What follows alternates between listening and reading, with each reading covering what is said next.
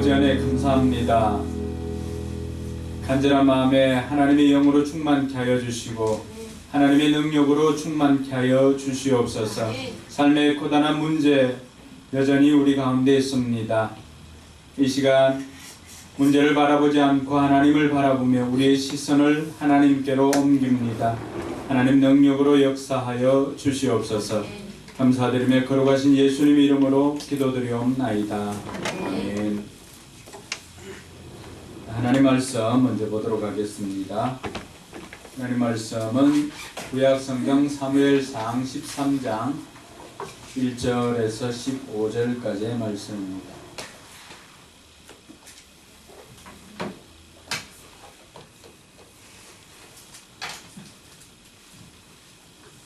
오늘은 우리 친구들도 있으니까 홀수를 남학생들이 읽고 남자가 읽고 짝수를 여자들이 읽습니다. 누가 큰 소리로 읽을 수 있는지 한번 보도록 하겠습니다. 준비됐나요?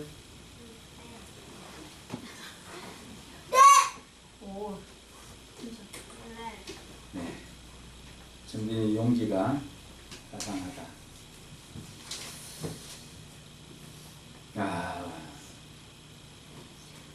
우리 친구들 참 귀한 것 같아요. 어른들도 잘 못 나오고 하는데 우리 친구들이 나와서 예배 드리는데 참 귀한 것 같고, 목사님이 형편이 될 때마다 어떻게든 좋은 것으로 받도록 할게요. 자, 같이 읽겠습니다. 남학생부터 남자부터 시작. 사울이 왕이 되었을 때에 그 나이는 30살이었다. 그가 이스라엘을 다스린 것은 49회였다.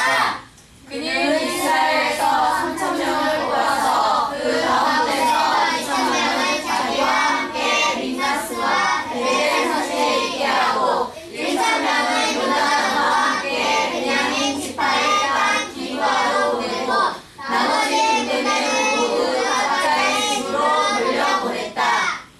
요나단이 게발에 이르는 블레셋 사람의 수비대를 치자 블레셋 사람들이 그 소식을 들었다. 사울이 온 나라에 나팔을 불어서 히브리 사람 30명을 내렸다.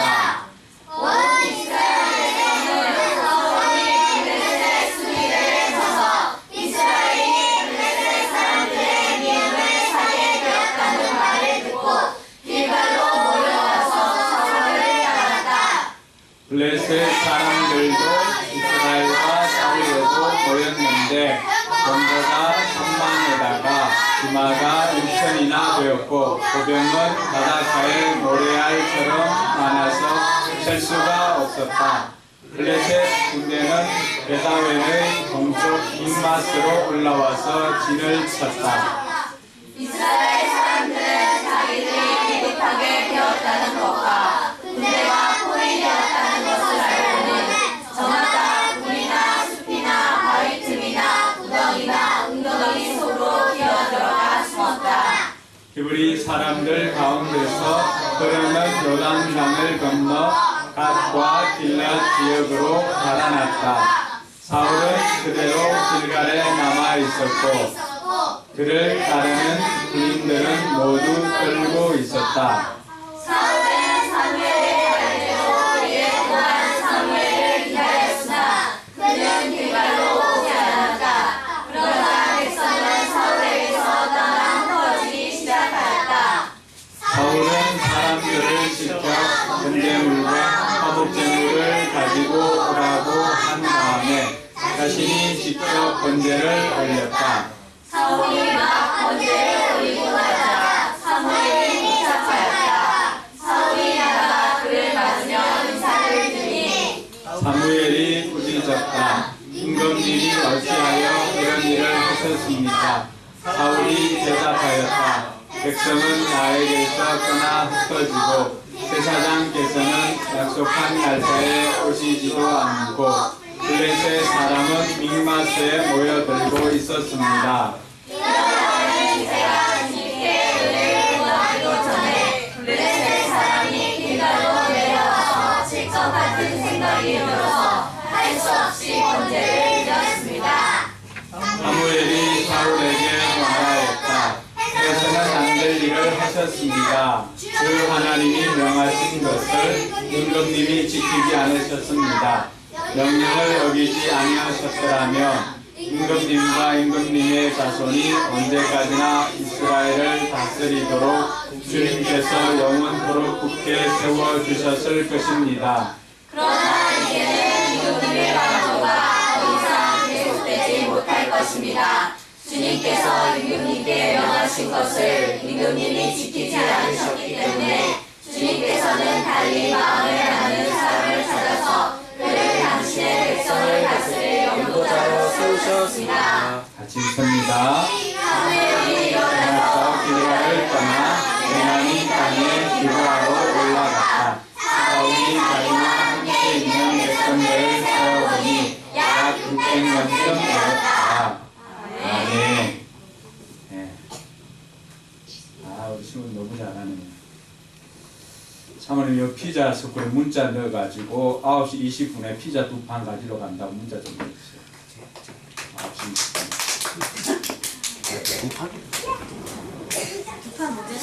애들 2판 안 돼요?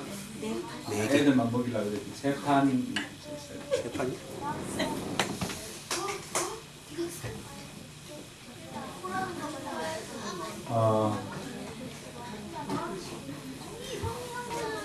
한 사람의 생각은 그 사람의 사람됨을 결정합니다.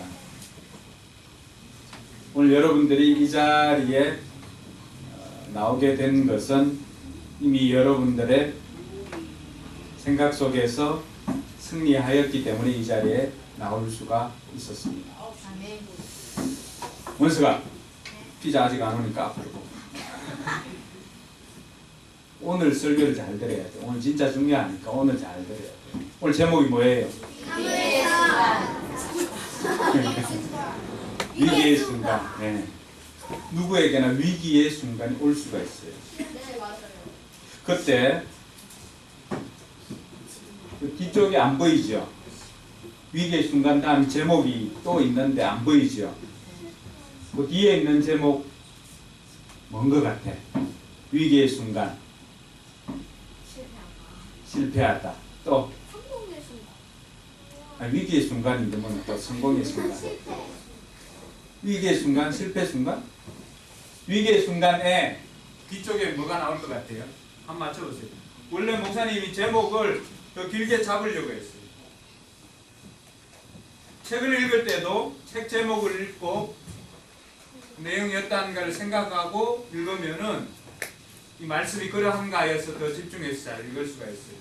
자, 설교도 마찬가지예요. 위기의 순간이라고 했는데 뒤에 실은 목사님이 제목을 더 달고 싶었어요. 근데 달지를 않았는데 뒤에 달린 제목이 뭘까? 어? 위기의 순간의 대처법. 굉장히 근접해 있어요. 그죠? 잠깐만 이거 잘 생각해야 돼. 그렇지, 잘 잘 생각해야 되지. 생각해야 돼. 네, 우리 두 개를 가져. 말해봐. 이현이가 위기의 순간의 해결법이래요. 위기의 순간 해결법. 한 60%까지는 온 거야. 근데 목사님이 잘 쓰는 단어들이 있어요. 뭘까요? 목사님이 잘 쓰는 단어가 설교할 때 잘 쓰는 단어가 있어요. 혹시 아세요? 우리는 몰라요. 우리는 몰라요. 안 들어가지고 매일 들어봐요. 왜? 왜라고 하는 질문을 목사님 잘 합니다. 또 왜가 나오면 뭐가 나올 것 같아? 그렇지. 어떻게? 자, 그러면 한번 맞춰보세요. 위기의 순간? 어떻게 할 겁니다. 그렇지. 위기의 순간에 어떻게 할 것인가가 맞아요. 근데 또 하나가 빠졌어. 어떻게 할 것인가? 왜? 위기의 순간에 왜 어떻게 할 것인가? 함지장 뭐 생각나는 게 있어요?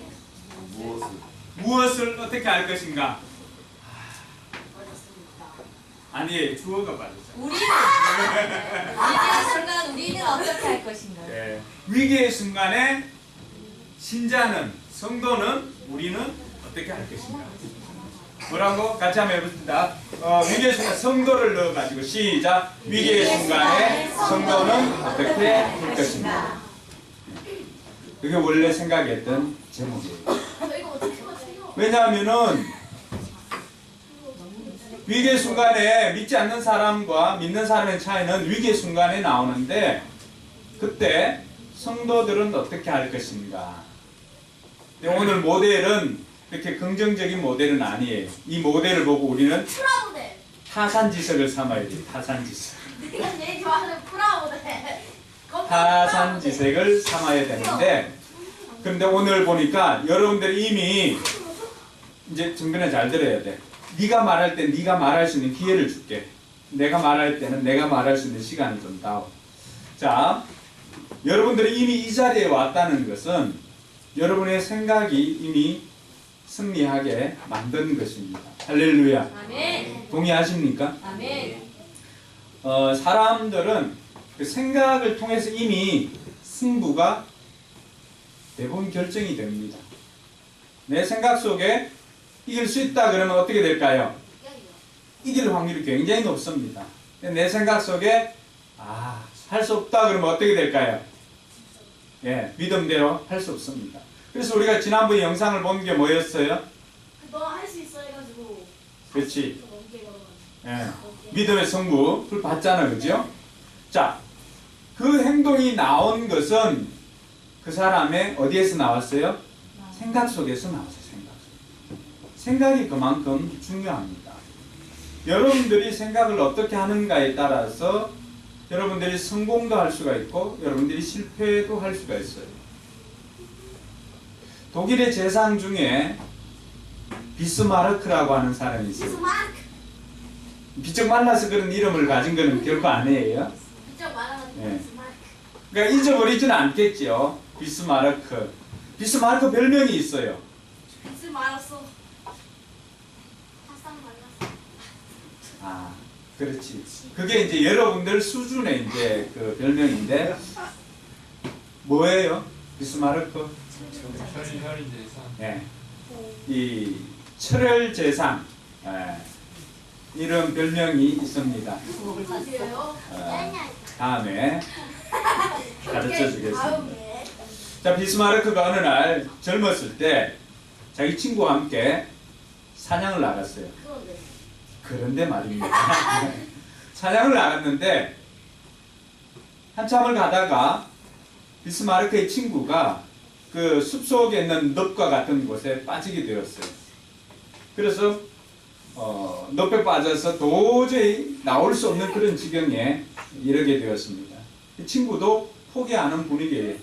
아무리 각가지 방법으로 이렇게 생각을 해봐도 도무지 나올 기미도 없고 친구는 이미 포기한 듯 했습니다. 그때 비스마르크가 결단을 합니다. 이렇게 해서는 안 되겠다 라고 생각하고는 비스마르크는 가지고 있던 엽총을 가지고 친구, 미안하지만 나는 친구가 그렇게 고통 속에 죽어가는 것을 볼 수가 없다네. 그래서 난 친구를 편안하게 보내줄 것이라네. 나를 원망하지 말게 하고는 엽총을 친구의 머리를 이렇게 겨누었습니다. 헤드샷. 친구가 어떻게 했을까요? 나는 원망이. 친구가 깜짝 놀라가지고 제발 총 쏘지 말라고 제발 그만하라고 하고는 친구가 열받아가지고 그 자리에서 엉금엉금 기어서 나올 수가 있었어요. 에이 뭐야? 나올 수 있었네. 그걸로 나오긴 하네. 자, 여기서 중요해요. 네, 일부러. 친구가 나와가지고는 비스마르크를 원망하는 거예요. 어떻게 친구가 그럴 수가 있는가 라고 했을 때 비스마르크는 역시 비스마르크 유명한 말을 합니다. 친구, 나는 내 총을 가지고 너의 머리를 겨눈 것이 아니라 너의 생각을 쏘려고 했다네. 부정적인 생각을 가지고 있으면은 할 수 없다 포기하고 있는 순간은 어느 누가 와도 할 수가 없습니다. 그러나 포기하지 않고 있는 이상은 어떤 방법이든지 하나님께서 우리에게 생각을 붙잡아주는 줄 믿으시기 바랍니다. 그래서 잠언 4장 23절에 보면은 모든 지킬 만한 것 중에 더욱 내 마음을 지켜라. 생명의 근원이 이에서 남이라 라고 그렇게 이야기를 합니다. 그만큼 생각이 중요하다라고 하는 것을 이야기를 합니다. 여러분들이 오늘 이 자리에 참석하고 또 여러분들이 이 자리에 나오게 되었던 것도 이미 여러분의 생각 속에서 이 자리에 나오게 함으로 말미암아서 이미 여러분들의 삶이 성공으로 가고 있다라고 하는 것을 보여주고 있습니다. 근데 오늘 나오고 있는 한 인물은 그렇지가 않습니다. 성경에는 많은 부분에 있어서 생각의 중요함을 이야기를 합니다. 그럼 믿음도 결국은 생각에서부터 시작합니다. 히브리서 11장 6절에 보면은 믿음이 없이는 하나님을 기쁘시게 할 수 없나니 하나님께 나아가는 자는 반드시 그가 계신 것과 그가 자기를 찾는 자들에게 상 주시는 이심을 믿어야 할지니라 라고 했는데 그 믿어야 할지니라고 할 때 그 믿음은 어디에서 시작될까요? 무엇으로부터 시작될까요? 그렇지. 우리의 생각으로부터 시작합니다. 아, 하나님이 계시다 라고 생각하는 거예요. 그리고 하나님께 나아가면 하나님께서는 우리에게 상을 주실 거야 라고 생각하니까 그것으로부터 믿음이 시작되더라고 하는 거예요. 오늘 여러분들이 이 자리에 나온 것도 마찬가지입니다. 여러분들 피곤한 시간에 이 자리에 나오고 또 재밌는 거 하는 시간에 이 자리에 나올 수 있었던 것은 이 자리에 나오면 물론 목사님이 자꾸 나오라고 하니까 뭐 그럴 수도 있고 목자가 자꾸 나오라고 하니까 그럴 수도 있는데 어쨌든 이 자리에 내가 하나님 앞에 나와서 말씀을 들으면 하나님의 말씀이 나를 변화시킬 것 같고 기도하면 내 문제가 해결될 것 같다라고 하는 생각을 가지고 있으니까 이 자리에 나온 겁니다. 동의하십니까? 네. 그럼 이미 하나님께서 여러분들이 그 생각을 주신 분도 하나님이시고 그 생각을 통해서 일하고 싶어 하시는 분도 하나님이십니다. 그래서 오늘 이 자리에 나온 여러분들에게 하나님의 놀라운 은혜가 넘치길 주님의 이름으로 축원합니다. 네. 오늘 사울이라고 하는 이스라엘의 초대 왕이 즉위한 지 2년째 생긴 일에 대해서 성경은 말하고 있습니다. 사울 왕이 통치하고 사울 왕이 이스라엘의 초대 왕입니다.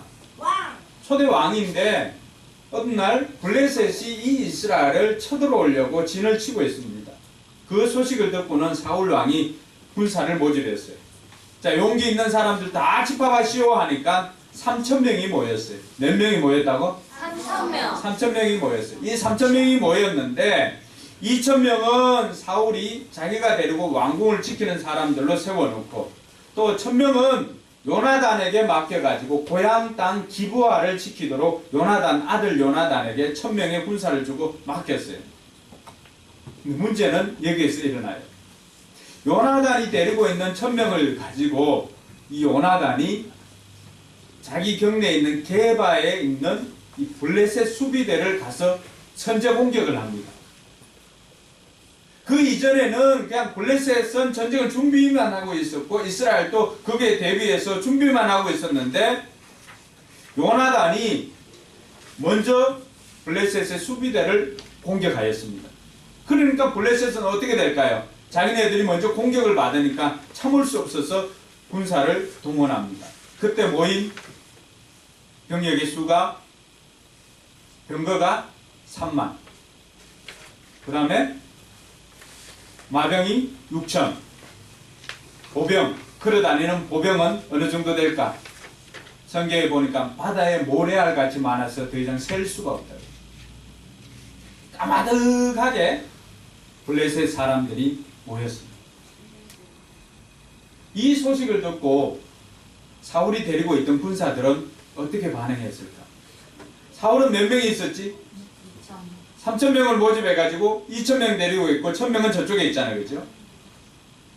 그래서 사울이 이렇게 위기에 처했다는 소식을 듣고 이스라엘도 길갈에 모이기 시작했습니다. 이스라엘도 길갈로 모이기 시작했는데 이스라엘 백성들이 블레셋 사람들의 이 병력을 보고는 모든 백성들이 다 두려움에 떨게 되었어요. 종종 우리가 살다 보면은 오늘 사울과 같은 이런 위기를 당할 수가 있습니다.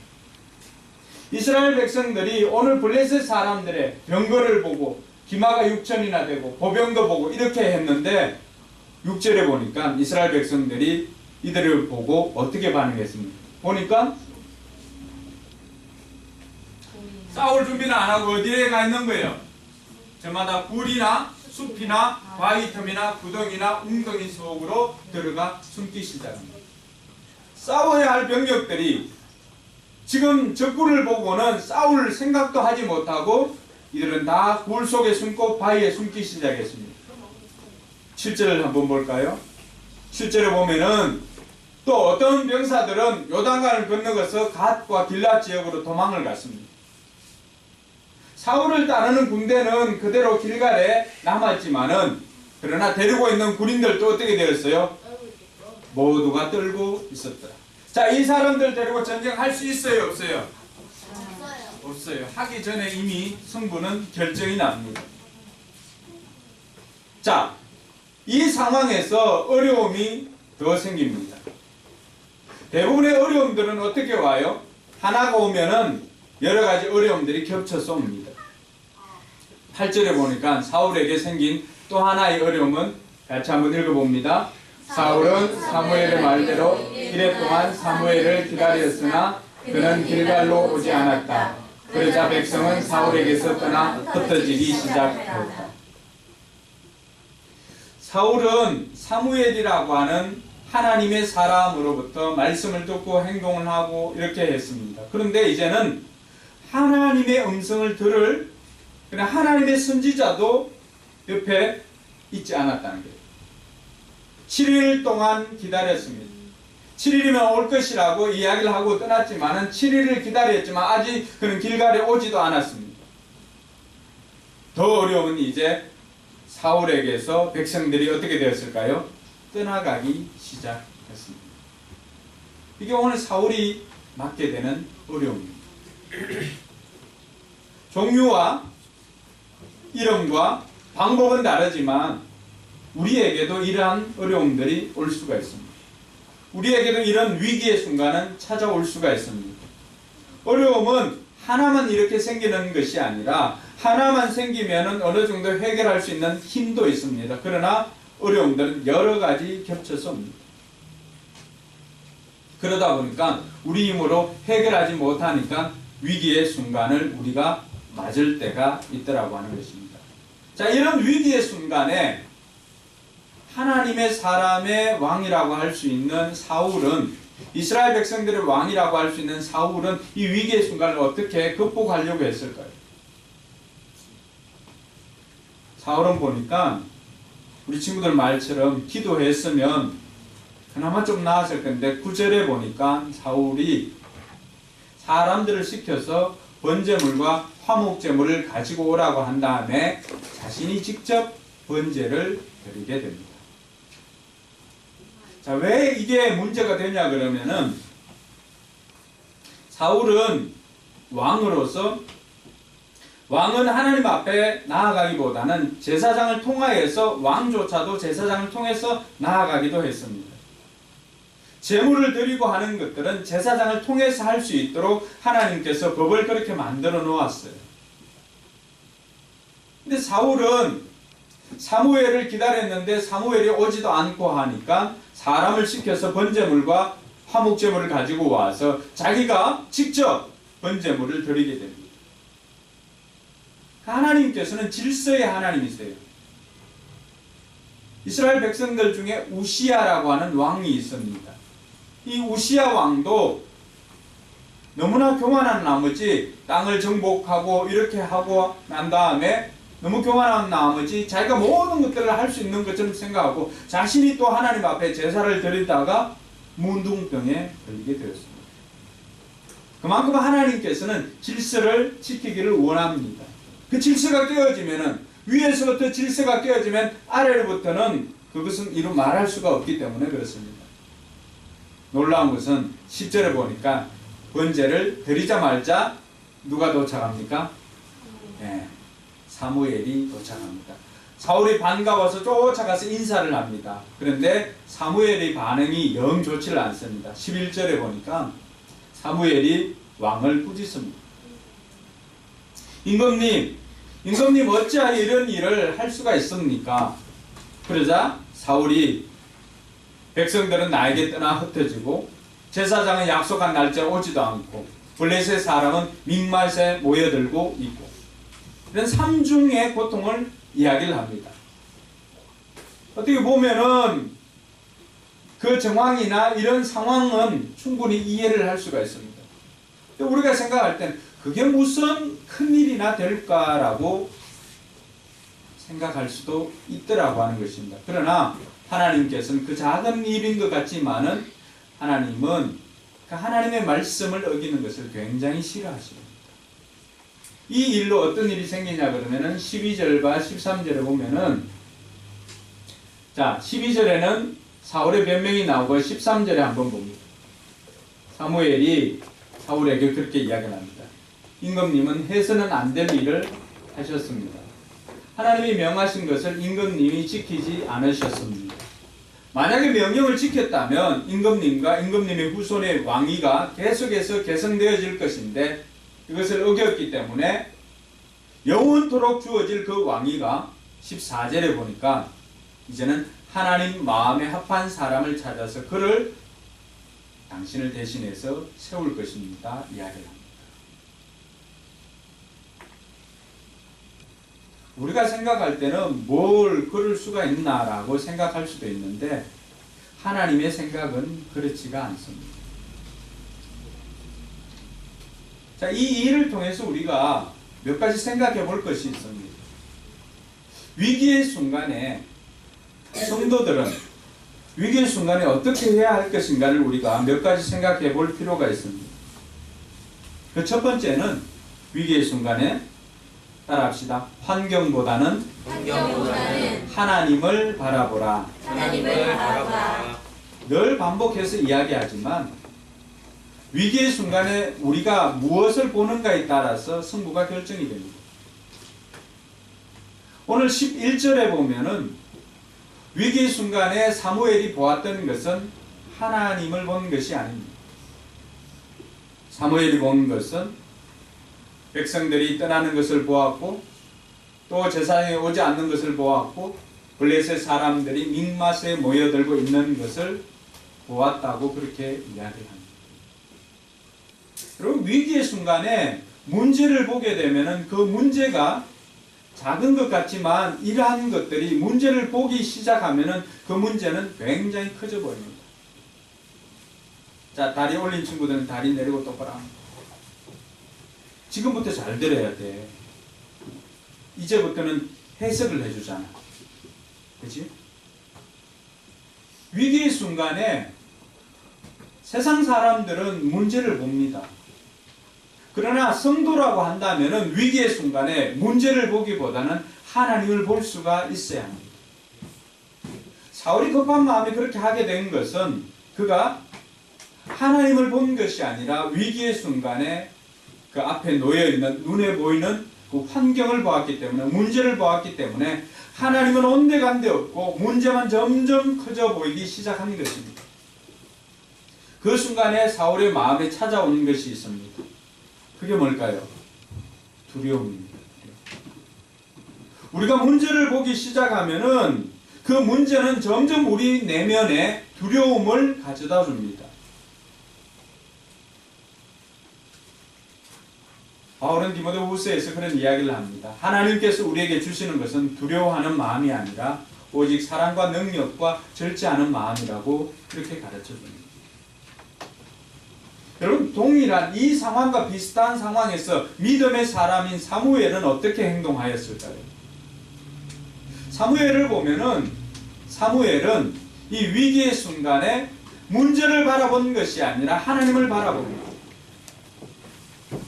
사무엘도 블레셋 사람들이 쳐들어와서 진지를 구축하고 있고 정말로 수많은 사람들이 적군들이 모여 있는 것을 보고 사무엘 7장에서는 사무엘은 백성들을 미스바에 다 모이게 하고는 그곳에서 성도들로 하여금 기도하게 만듭니다.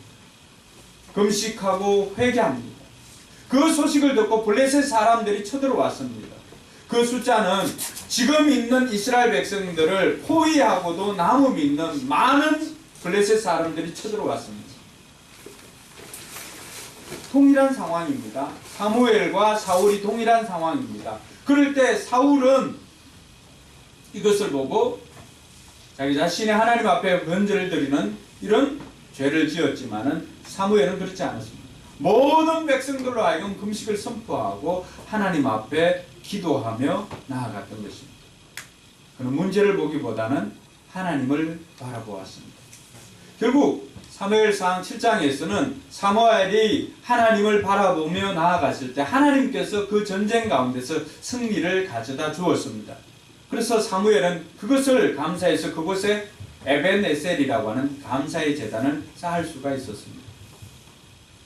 여러분, 위기의 순간에 간증을 낳을 것인가, 위기의 순간에 실패를 경험할 것인가는 여러분 생각 속에 이미 정해져 있습니다. 여러분들은 무엇을 바라보는가에 따라서 문제를 바라보았을 때는 그곳에서 실패라고 하는 결과를 낳지만은, 그러나 하나님을 바라보면 그곳에서 간증이라고 하는 결과를 낳을 수 있다는 것을 믿으시기 바랍니다. 아멘. 이것이 성도들이 살아가야 하는 방법입니다. 하나님께서 왜 우리에게 하나님의 자녀로서 살아가는 특권을 주었을까요? 또 우리가 하나님의 자녀로서 누리는 특권이 무엇일까요? 그게 세상 사람들과 우리와의 차이입니다. 평상시에는 큰 차이가 없습니다. 그러나 위기를 만났을 때 과연 이 사람이 하나님의 사람인가, 이 사람이 세상 사람들과 무늬만 하나님의 사람이고 생각은 세상 사람들과 다르지 않다면 그 결과는 자명한 것입니다. 여러분들은 어떤 것 같아요? 여러분들은 하나님의 사람처럼 행동을 합니까? 그렇지 않으면은 여러분도 여전히 무늬만 하나님의 사람이요, 오늘 사울처럼 하나님을 바라보기보다는 문제만 바라보고 두려워하여서 여러분의 생각 속에 모든 것들을 섣불리 결정하고 있지는 않습니다. 간증을 할 것인가, 실패를 경험하게 될 것인가, 그것은 문제 가운데서 위기의 순간에 내가 무엇을 바라보는가에 달려 있습니다. 그 선택은 누가 하는 것일까요? 정훈아, 선택을 누가 한다고? 원석이가 하니? 선택을 하나님이 해?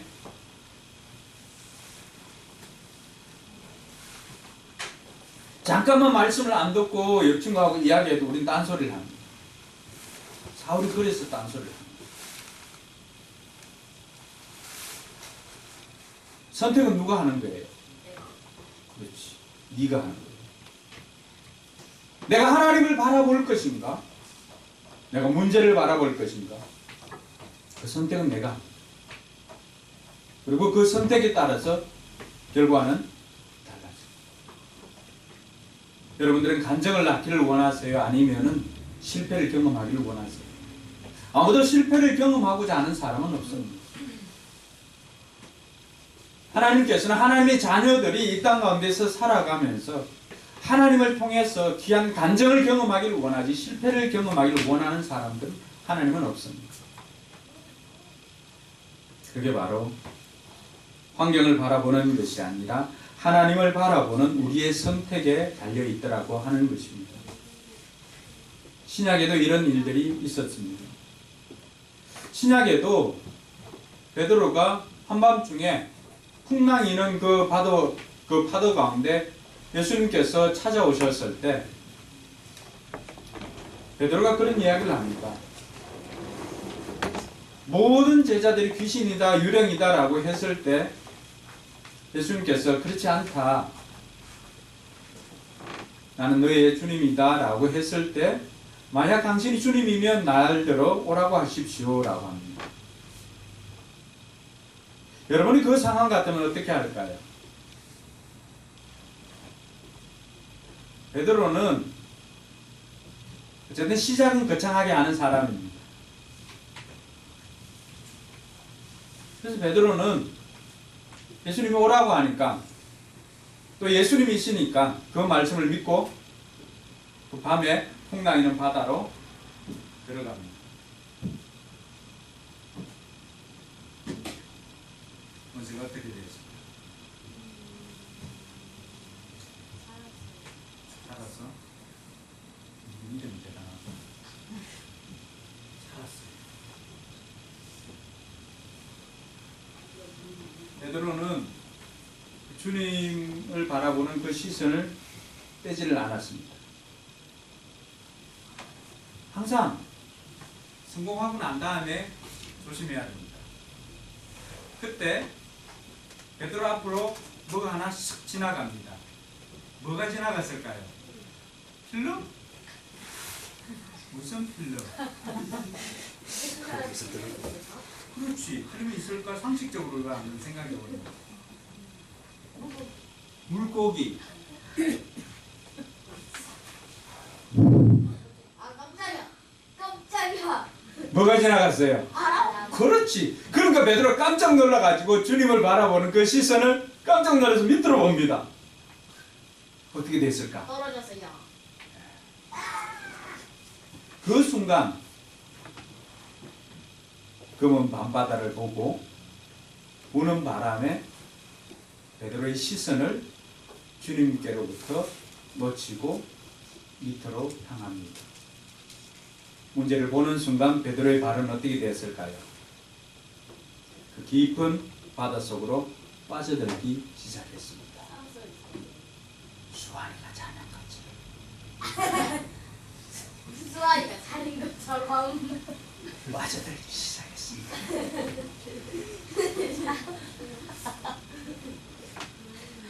그래서 베드로가 예수님 살려주세요 고함치니 예수님께서 손을 잡아서 살려줍니다. 이 이야기는 그냥 웃고만 지내는 것 아닙니다.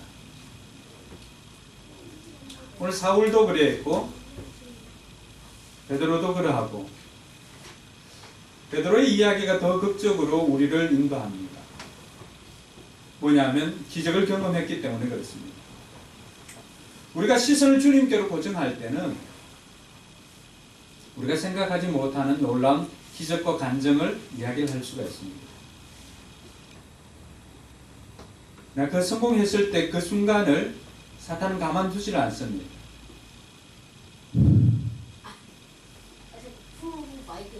바람을 통하여서 우리의 마음을 흔들어 놓습니다. 그럴 때 조심해야 됩니다. 사울이 재임한 기간이 2년째가 되었을 때 이 일이 생겼습니다. 여러분 초보 운전보다도 사고가 더 많은 것은 운전자들이 1년, 2년이 지났을 때입니다. 왜 그럴까요? 초보 때는 어떻게 합니까? 최민수 장 어떻게 해요? 아 초보 때는 어떻게 하는지 알아요? 네. 안전. 그렇지. 안전 이렇게 가죠. 아닌데요? 어떻게 해요? 저희 엄마는요 초보 운전인데 엄청 빠르게 가던데요. 빠르게 가다가 갑자기 급브레이크 빡 하고 그러던데요. 처음에 할 때 요즘에 조금 부드러워졌어요. 요즘 부드러워졌고 근데 아빠는 똑같아요. 뒤쪽에다 스티커를 붙여놓고 있죠. 스티커를 붙여서 바바로 가고 있습니다. 뭐 니만 답답하냐? 나도 답답하다. 뭐 등등의 스티커를 붙여놓고 있습니다. 초보 운전. 1년 때는 1년이나 2년 전에 이럴 때는 사고가 잘 나질 않습니다. 큰 사고가 잘 나지 않습니다. 조심조심하기 때문에 그렇습니다. 2년이 되었을 때는 어떨까요? 이제 좀 한다고 저희 엄마는 자만하는 그 순간에 우리의 시선은 하나님을 바라보기보다는 환경을 바라보기가 십상입니다. 오늘 사울이 이렇게 넘어지게 되는 것도 이제 2년 정도 되니까 어느 정도 안심을 하게 되는 것이죠.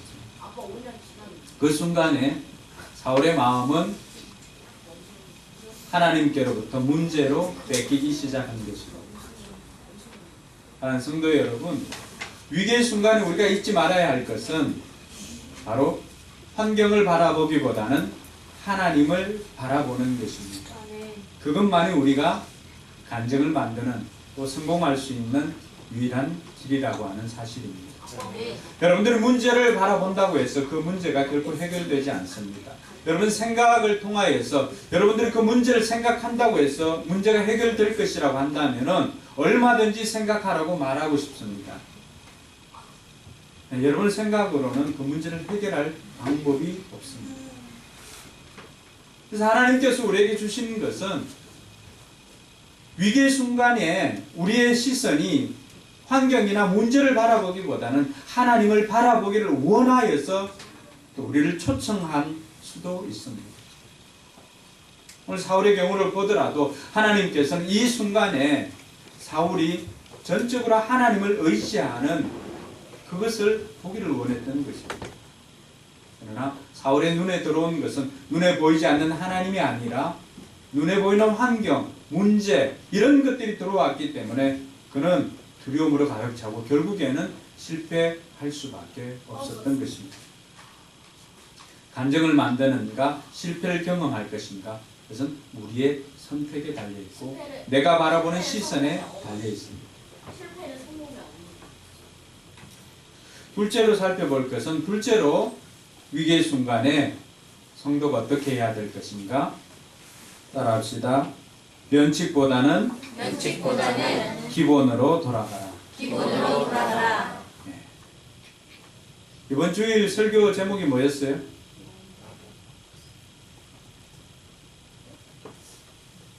이번 주일 설교 제목. 네.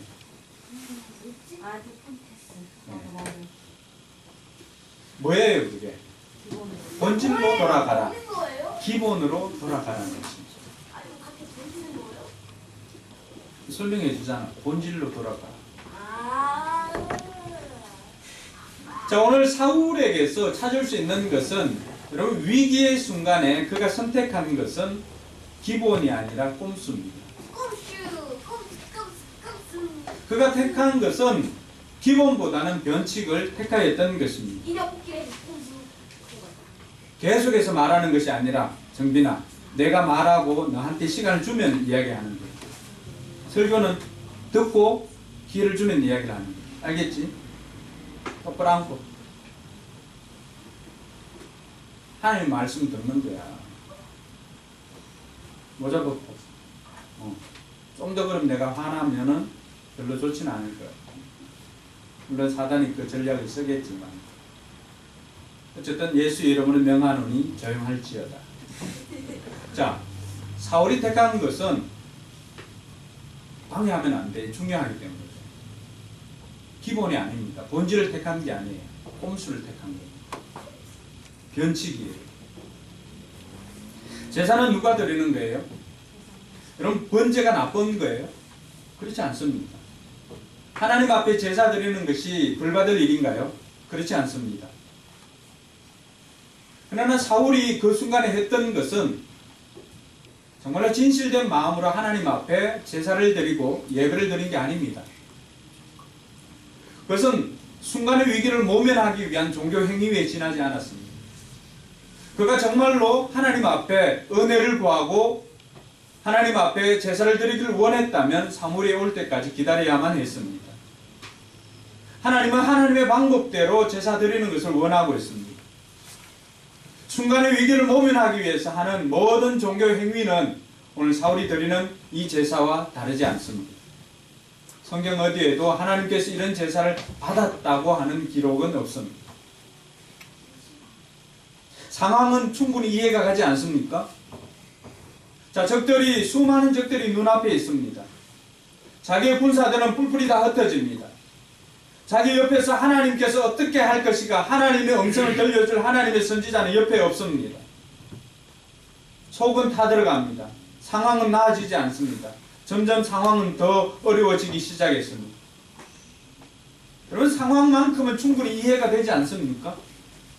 이럴 때 그가 택한 것이 무엇이었을까요? 대부분의 성도들은 여기까지 갑니다. 그러니까 우리 문제가 쉽게 해결되지는 않습니다. 항상 여기까지 갑니다. 거의 끝까지 간다고 볼 수 있습니다. 자, 이럴 때 사울이 했던 것은 그 순간에 성도로서의 기본을 지킨 것이 아닙니다. 사로 위기를 모면하기 위해서 그 순간에 꼼수를 택합니다. 하나님의 방법이 아니라 하나님의 이름을 빙자해서 그는 자기 자신의 욕심을 채우기 위한 이런 종교 행위를 하게 되는 것입니다. 종교적인 행위로 하나님의 환심을 사고자 하였던 것입니다. 이것은 하나님을 경외하는 것이 아니라 하나님을 만홀히 여기는 것입니다. 하나님은 속지 않습니다. 요행을 발해서 내가 이 한 번 어떻게 이렇게 하면 하나님 내 이 행위를 보고 나를 어떻게 용서해 주실 것인가, 나에게 은혜를 좀 베풀어 주시지 않을 것인가, 이렇게 생각해서 기본보다는 꼼수를 택할 수도 있습니다. 그러나 하나님은 거기에 속지 않습니다.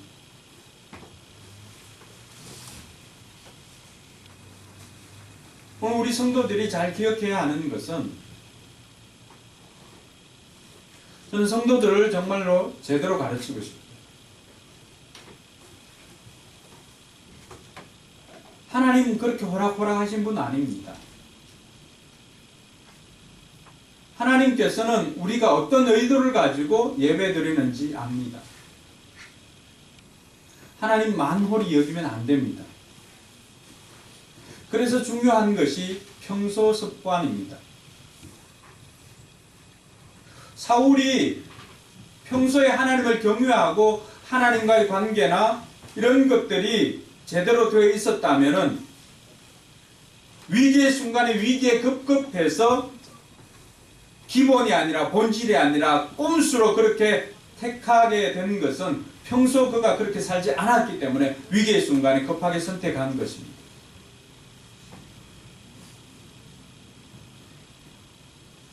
여러분, 하나님께서 도와주시려면 번제 없이도 얼마든지 도와주실 수 있습니다. 동의하십니까? 네. 그 장면은 채 몇 장 넘기지 않으면 아들 요나단이 자기 부하 한 명만 데리고 가서 적들을 초토화시켜버립니다. 요나단이 번제를 드리고 간 것 아닙니다. 이런 장면은 어디에서 또 나오냐 그러면은 엘리 제사장의 두 아들 홈니와 비느하스가 전쟁 위기 가운데 이런 행위를 합니다. 평소 그들은 하나님을 경외하는 사람들이 아니었습니다. 그 어떤 사람들이었습니까? 하나님 앞에 제사 드리는 것을 자기네들이 먼저 가서 그것을 먹고 또 성전에서 봉사하는 자들을 희롱하고 하는 일들을 했습니다. 그런데 위기의 순간이 닥치자 그들은 어떻게 합니까? 그 당시 가장 거룩하다고 하는 하나님의 법궤를 전쟁터에 가지고 오라고 합니다. 종교 행위에 지나지 않습니다. 꼼수에 지나지 않습니다. 순간의 위기를 넘기려고 하는 그 꼼수에 지나지 않습니다. 하나님은 거기에 속지 않습니다. 여러분, 하나님은 우리의 작은 트릭에 속을 그런 분이 아닙니다. 사람들은 외모를 보고 외형적인 것을 보고 넘어갈 수도 있지만 하나님은 뭘 봅니까? 중심을 봅니다. 중심. 여러분의 동기가 어떤가를 하나님 보십니다. 그래서 위기의 순간이 닥쳐서 그제서야 하나님을 찾고, 그것도 중요합니다. 그러나 그때는 올바른 방법보다는 꼼수를 찾을 가능성이 너무나 많습니다. 그래서 중요한 것은 따라합시다. 평소에 기도하는 것이 훨씬 중요하다. 평소 습관이 중요합니다. 여러분, 병 걸려서 연결 안 돼 있다 그래요. 여러분, 좀 전에 제가 뭐 했어요? 놓쳤다. 병 걸려서 병이 걸리고 난 다음에 병원을 찾아가서 고치는 것보다 더 중요한 것은 평소에 병 걸리지 않도록 운동하고 좋은 음식 먹고 좋은 운동을 하고 하는 것이 더 중요합니다. 평소에 좋은 습관은 병을 예방할 뿐만 아니라 병이 났을 때도 빨리 일어서게 합니다. 그러나 평소에 그렇게 하지 않고 평소에는 멋대로 살다가 병이 걸리고 나서야 어차 늦었구나 이제라도 정신을 차려서 해야지 라고 한다면은 건강을 회복하는 시기는 굉장히 더디 걸립니다. 그래서 여러분들이 평소에 기도하지 않고 평소에 하나님 말씀 읽지 않고 평소에 하나님 전혀 찾지 않다가 위기의 순간에 하나님을 찾고 되돌아오려고 하면은 굉장히 힘이 들더라고 하는 것입니다. 물론 그것도 중요합니다. 그러나 그때는 우리가 진실된 마음으로 하나님을 찾기보다는 우선 요 위기만 좀 모면해보고 그 다음에 내가 어떻게 좀 해보겠노라고 하는 그 생각이 굉장히 많습니다.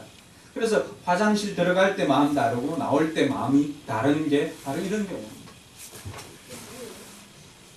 그 마음이 바뀐다는 거죠. 하나님께서 원하는 것은 이런 번제와 또 화목제를 하나님 앞에 드리는 것보다도 더 중요한 것은 하나님께서는 하나님의 말씀을 순종하는 것을 원합니다. 동의하십니까? 네. 12절에 뭐라고 말합니까? 사무엘이 12절 한번 볼까요? 13절. 자, 사무엘이 사울에게 말할 때 해서는 안 될 일을 했습니다. 주 하나님이 명하신 것을 임금님이 지키지 않으셨습니다. 명령을 어겼다는 거예요. 그가 제사를 드렸잖아요. 우리말로 하면 뭐예요? 예배를 드렸잖아요. 그런데도 하나님께서는 사무엘을 통해서 뭐라고 말합니까? 너는 하나님 앞에 불순종했다는 거예요. 그래서 순종이 제사보다 낫다라고 말합니다. 듣는 것이 순양의 기름보다도 낫다라고 말합니다. 그런데 이것은 여러분 놀라운 것은 사울의 패턴입니다.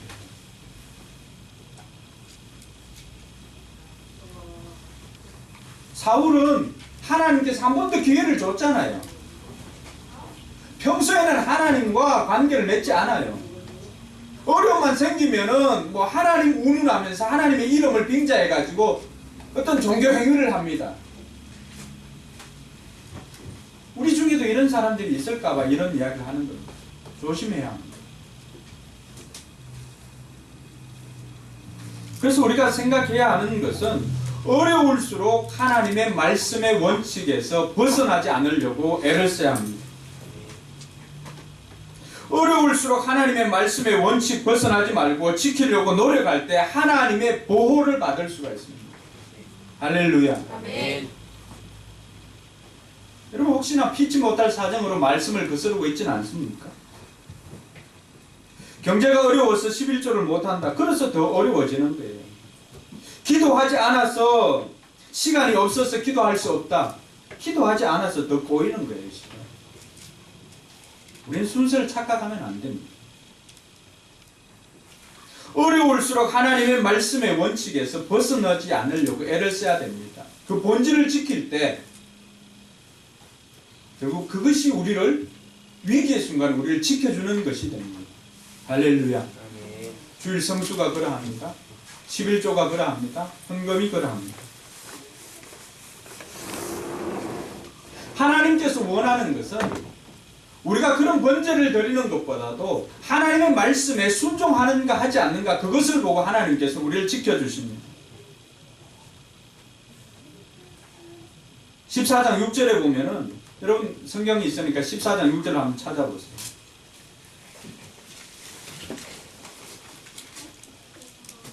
사무엘상 14장 6절 찾았나요? 같이 읽어봅니다. 시작. 자기의 무기를 든 소년에게 이르되 우리가 이 할례 받지 않은 자들에게로 건너가자. 여호와께서 우리를 위하여 일하실까 하노라. 여호와의 구원은 사람이 많고 적음에 달리지 아니하였느니라. 여러분 요나단이 뭐 번제를 드리거나 이런 것을 가지고 나간 게 아니에요. 요나단은 급할 때 하나님을 찾는 것이 아니라 평소에도 하나님을 찾았기 때문에 급할 때도 그 하나님을 신뢰하며 나아갈 수가 있었던 것입니다. 저는 우리 성도들이 이런 삶을 살기를 주님의 이름으로 축원합니다. 네. 여러분 급할 때 위기의 순간 물론 하나님 찾는 거 중요합니다. 그러나 더 중요한 것은 평소에 내가 하나님을 찾는 것입니다. 평소에 하나님 앞에 기도하는 것이고 평소에 하나님의 말씀을 듣는 것이고 평소에 하나님과 친밀한 관계를 가지는 것입니다. 여러분들 평소에 여러분들에게 전화 오지 않다가 몇 년 만에 여러분들에게 전화 온 친구 있죠? 무엇 하러 와요? 보험 들라고 오지 않나요? 평소에 이렇게 관계가 있으면은 괜찮아요. 그래서 오늘 사울이 우리에게 보여주는 것은 너무나 중요한 메시지예요. 위기의 순간에 닥쳐서 어떤 선택을 하고자 한다면은 굉장히 우리가 쫓기는 마음으로 급하게 하다 보면은 잘못된 선택을, 꼼수를, 변칙을 택할 수가 있습니다. 그러나 평소에 내가 이 일을 가지고 평소에 하나님과의 관계를 통해서 평소에 쭉 해왔다면은 위기의 순간에도 바른 본질을, 기본을 선택할 수가 있다는 것입니다. 여러분, 성도로서의 그 삶은 평소에 여러분들이 어떤 삶을 사는가가 위기의 순간에 여러분들을 지켜주고 보호해주는 것입니다. 위기의 순간에도 변칙보다는 기본과 본질을 붙잡는 저와 여러분들 되길 주님의 이름 축원합니다. 아멘. 마지막으로 살펴볼 것은 위기의 순간의 성도들은 따라합시다. 변명보다는 돌이켜 회개해야 된다. 돌이켜 회개해야 한다. 12절에 보면 사무엘이 꾸짖잖아요. 11절에서. 근데 12절에 보면은 사울이 어떻게 이야기합니까? 이러다가는 제가 주님께 은혜를 구하기도 전에 블레셋 사람들이 우리를 쳐들어와서 칠까 하는 그 생각에 제가 이렇게 번제를 드렸습니다. 이 말만 들으면은 그럴 것 같아요. 사정이 이해가 돼요. 근데 아까도 이야기했지만 사울은 평소 습관이 이게 사울의 생각의 패턴입니다. 하나님의 사람이 지적을 하거나 권면을 하거나 이렇게 하면은 믿음의 사람은 그 이야기를 듣고 돌아서는 사람이 믿음의 사람입니다. 할렐루야. 아멘. 다윗은 어떻게 했습니까? 다윗은 바세바를 범하고 난 다음에 나단 선지자가 와서 당신이 바로 그 사람입니다 라고 했을 때 다윗은 선지자인 그 사람 앞에 무릎을 꿇었습니다. 자기의 죄를 인정했습니다. 그리고 하나님 앞에 회개하며 기도하였습니다. 사울은 어떻게 했습니까? 당신은 왜 해서는 안 될 짓을 합니까? 라고 했을 때 사울은 제가 죄인입니다. 하나님 저를 용서해 주십시오. 회개하며 나가지 않았다는 것입니다. 상황이 이렇게 해서 변명하기에 급급했다는 것입니다. 하나님께서 우리의 변명을 듣기를 원하실까요? 아닙니다. 하나님 우리의 마음을 이미 다 아십니다. 그 순간에 우리가 해야 되는 것은 제가 잘못했습니다. 하나님 용서해 주십시오. 나아가며 회개하는 것입니다. 사무엘상 15장 15절에 보면은 이런 사울에게도 하나님께서 다시 한번 기회를 줬습니다. 적들이 쳐들어왔습니다. 사무엘이 이번 전투만큼은 적들에게 모든 것들을 다 멸해야 됩니다 라고 이야기를 했습니다. 그래서 사울이 나가서 적과의 전쟁 가운데서 승리를 거둡니다.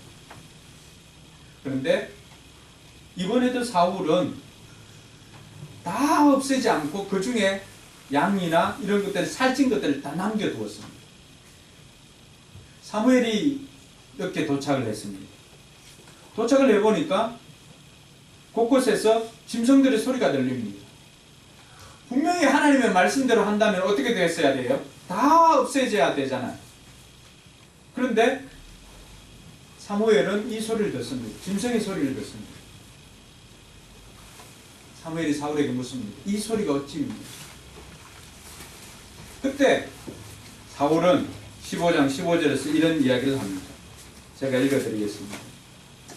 사울이 이르되 그것은 무리가 아말렉 사람에게서 끌어온 것인데 백성이 당신의 하나님 여호와께 제사하려 하여 양들과 소들 중에서 가장 좋은 것을 남김이요 그 외의 것은 우리가 진멸하였나이다 하는지라. 뭐예요? 이게 사울의 평소에 신앙의 패턴이에요.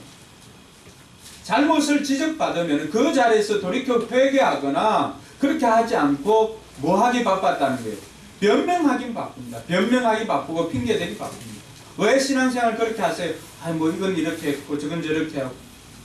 사울의 변명과 다르지 않습니다. 사랑하는 성도 여러분, 어려울 때 어려운 문제가 생기면 변명이나 핑계를 버리고 오히려 자기 자신을 돌아보고 회개할 수 있기를 주님의 이름으로 축원합니다. 아멘. 사울은 사무엘의 꾸짖음 앞에 당연히 돌이켜 회개했어야 됩니다.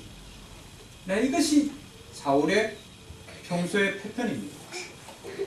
여러분들 어떤 패턴으로 생각을 하고 있고 어떤 패턴으로 신앙생활을 하고 있습니까? 어떤 일을 지적받으면 변명하거나 핑계대기에 급급하지는 않습니다. 사울의 신앙을 떠나서 다윗의 신앙을 소유하는 저와 여러분들 되기를 바랍니다. 여러분 시편 51편 한번 찾아보시기 바랍니다. 시편 51편.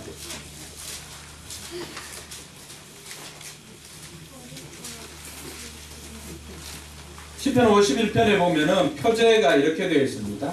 다윗이 바세바와 동침한 후 선지자 나단이 그에게 왔을 때.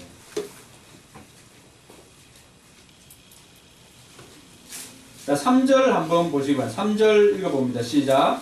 무릇 나는 내 죄가를 아노니 내 죄가 항상 내 앞에 있나이다. 6절 7절. 보소서 주께서는 중심이 진실하심을 원하시오니 내게 지혜를 은밀히 가르치시리다. 우슬초로 나를 정결하게 하소서 내가 정하리이다. 나의 죄를 씻어주소서 내가 눈보다 희리이다. 10절. 하나님이여 내 속에 정한 마음을 창조하시고 내 안에 정직한 영을 새롭게 하소서. 11절. 나를 주 앞에서 쫓아내지 마시며 주의 성령을 내게서 거두지 마소서. 이게 다윗의 고백입니다. 다윗과 사울의 차이는 변명과 회개의 차이입니다.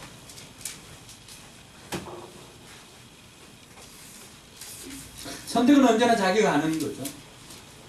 간증을 나갈 것인가 실패를 경험할 것인가 선택은 자기가 합니다. 회개를 할 것인가 변명을 할 것인가 선택은 자기가 합니다. 그러면 우리는 그 결과도 겸허하게 받아들일 수가 있어요. 사울은 결국 두 번째 그 왕의 변명을 통하여서 그 왕자에서 영원토록 쫓겨나는 결과를 겪게 됩니다. 그러나 다윗은 그렇지 않습니다.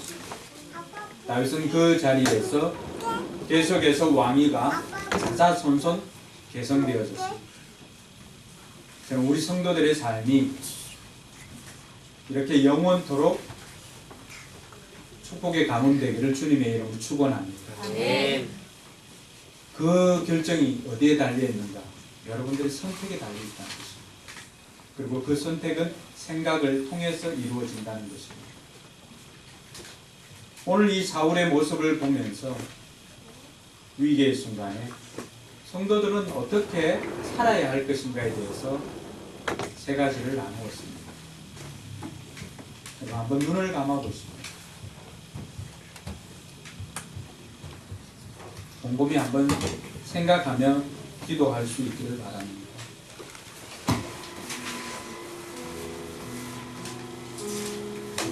여러분들의 시선은 어디를 향하고 있습니까? 문제를 보고 두려움에 떨고 있지는 않습니다. 우선 위기를 모면하기 위해서 기본보다는 꼼수를 생각하고 있지는 않습니다. 신앙생활에 대한 권면을 받았을 때 돌이켜 회개하기보다는 변명하지는 않았습니다.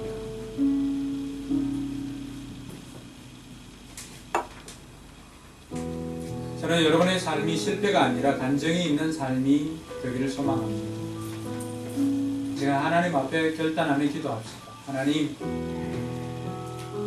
위기의 순간에 성도가 살아야 할 이 세 가지 것들을 잘 생각하여서 우리의 삶이 간증이 있는 삶이 되기를 소망합니다. 같이 기도하겠습니다.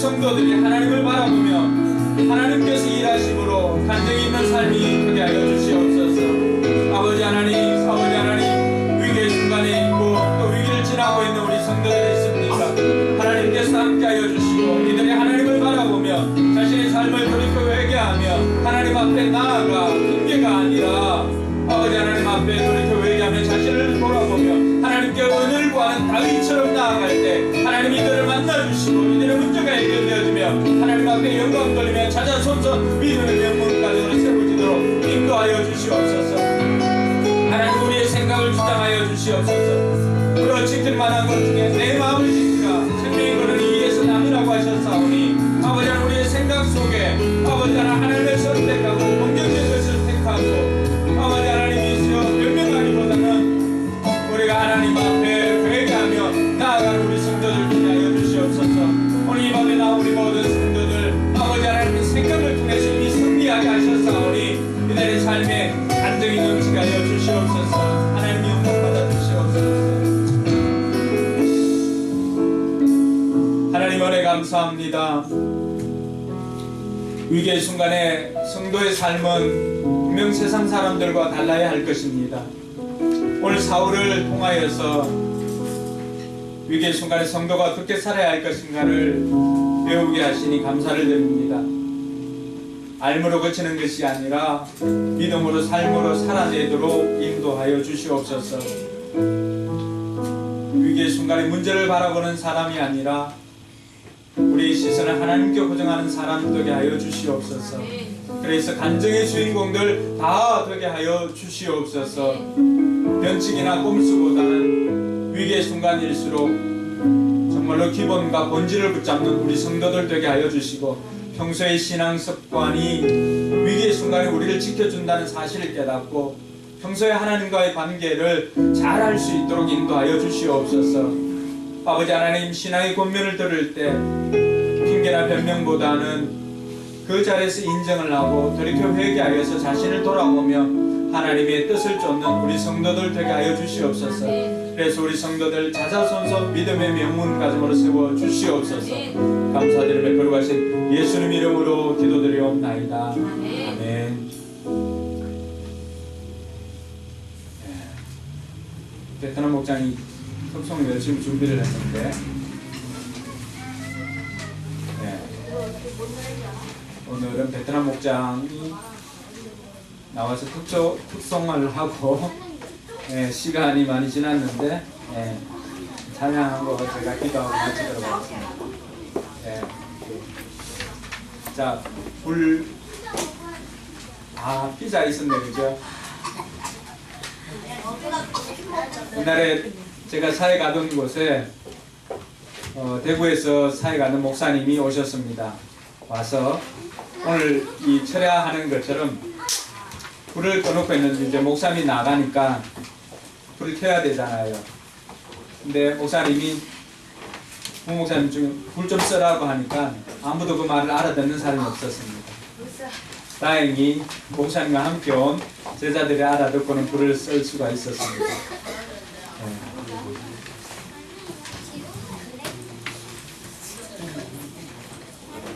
오늘 베트남 목장 극송을 위해서 우리 목장 식구들에게 물었습니다. 어떤 거 하기를 원하느냐. 그랬더니 우리 어린이 목자인 이 박정훈 목자님이 마라나타를 하자라고 해서 오늘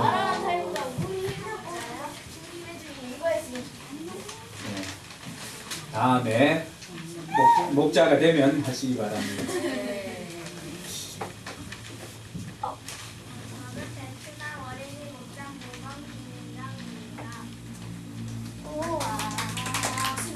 박수는 나중에 몰아서 쳐주세요.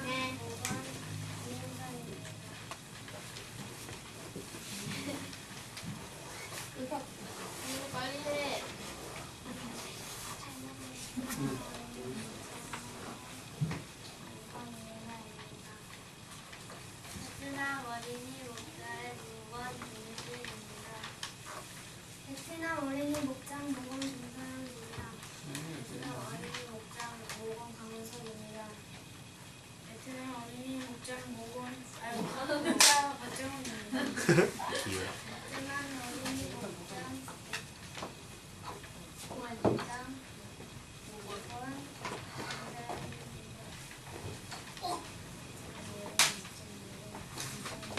베트남 어린이 목장 모건 이정민입니다. 베트남 목장 모건 최수입니다. 네, 베트남 영여 이면입니다. 베트남 목자 이동근입니다. 베트남 목장 모건 김민혜입니다. 베트남 목장 모건 김수입니다.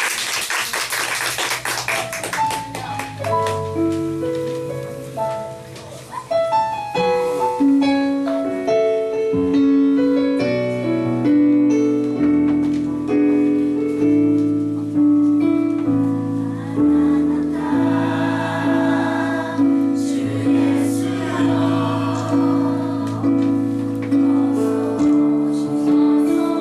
수여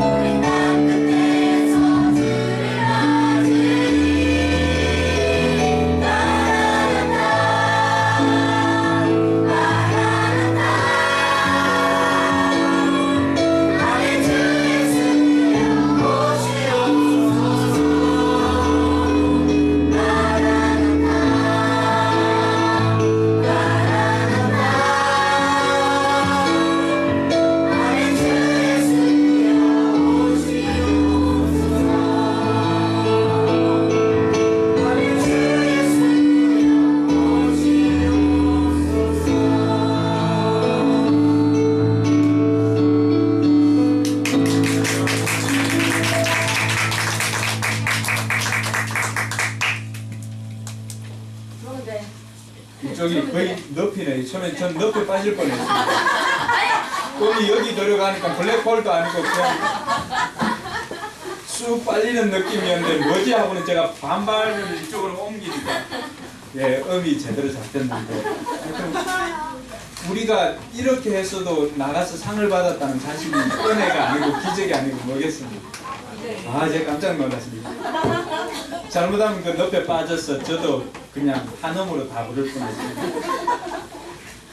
우리 하나님의 사랑을 사모하는 자 찬양하고 제가 기도하고 마치고 우리 아이들 먹는 피자 옆에서 조금 먹도록 하겠습니다.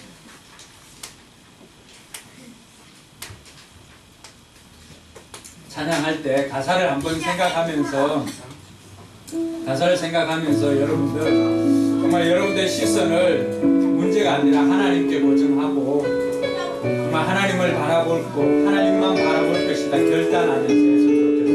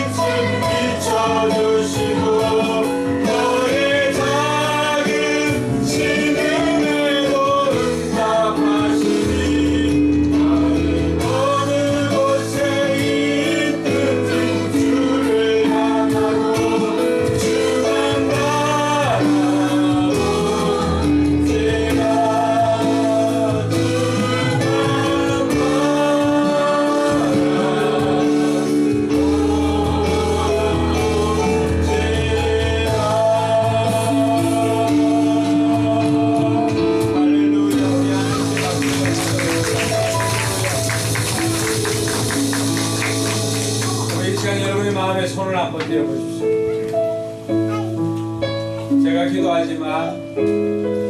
제가 기도할 때 여러분의 간절한 마음도 제 기도에 담아서 여러분 올리시길 바랍니다. 하나님 아버지, 은혜를 감사드립니다. 살다 보면 우리에게 때로는 위기의 순간이 찾아올 때가 있습니다. 그 위기의 순간에 비로소 작동하는 것이 우리의 믿음이라고 하는 것을 깨달아 알았습니다. 사울은 비록 이스라엘의 왕이었지만 그는 하나님을 아는 것 같았지만 그러나 그에게는 삶이 없었고 믿음이 없었다는 것을 말씀을 통해서 알게 되었습니다. 하나님, 우리 성도들 위기의 순간에 문제 보고 낙심하지 않고 하나님 바라보며 간증을 낳는 우리 성도들 되게 하여 주시옵소서. 급한 마음에 변칙적인 것을 사용하는 것이 아니라 평소에 해왔던 기본을 더 충실히 다지는 우리 성도들 되게 하여 주시고, 변명보다는 회개하여 돌이키는, 그리하여 영원토록 하나님 앞에 쓰임받는 우리 성도들 되게 하여 주시옵소서. 우리 성도들의 간절한 기도 제목이 있습니다. 육신의 질병을 해결함 받고자 하는 성도들이 있습니다. 이 시간 내가 나사렛 예수 이름으로 명하노니 모든 질병은 다 떠나갈지어다. 깨끗하게 치료될지어다. 예수 이름으로 명하노니 깨끗하게 치료될지어다. 관계의 문제로 고통당하는 이들이 있습니까? 하나님 돌아보시고 이들이 돌이켜 회개할 때 그 무너진 관계가, 하나님과의 관계가 회복되어지므로 이웃과의 관계도 회복되어지게 하여 주시옵소서. 물질로 고통당하고 물질에 고민이 있고 물질에 두려움이 있는 자 있습니까? 아버지 하나님을 믿고 믿음으로 일보 디뎌 나갈 때 하나님께서 요단을 가르신 것처럼 이들의 삶에 물질에 막혔던 물고가 활짝 열리게 하여 주시옵소서. 아버지 하나님, 자녀의 문제로 기도하는 이들이 있습니까? 우리는 하나님의 그 깊은 뜻을 다 알지는 못하지만 하나님, 우리 자녀들 바른 신앙을 가지고 건강하게 자라길 소망합니다. 하나님께서 우리 자녀들 이 땅 가운데 보내주셨사오니 아버지 하나님, 하나님 앞에 귀하게 쓰임받는 일꾼들 다 되게 하여 주시옵소서. 아버지 하나님, 우리 모든 성도들이 하나님의 사랑을 받고 하나님께 시선을 고정할 때 날마다 하나님의 인도하심 가운데 기적을 경험하는, 그리하여서 믿음의 명문 가정으로 자자손손 그 복을 이어가는 축복된 가정 다 되게 하여 주시옵소서. 감사를 드리며 거룩하신 예수님 이름으로 축복하며 기도드리옵나이다. 아멘. 이제는 우리 구주 예수 그리스도의 은혜와 하나님의 무한한 사랑과 성령님의 감동과 교통 충만하심의 역사가 위기의 순간에 성도답게 살기를 소망하는 우리 모든 성도들 머리 위에 이제로부터 영원토록 함께 있을지어다. 아멘.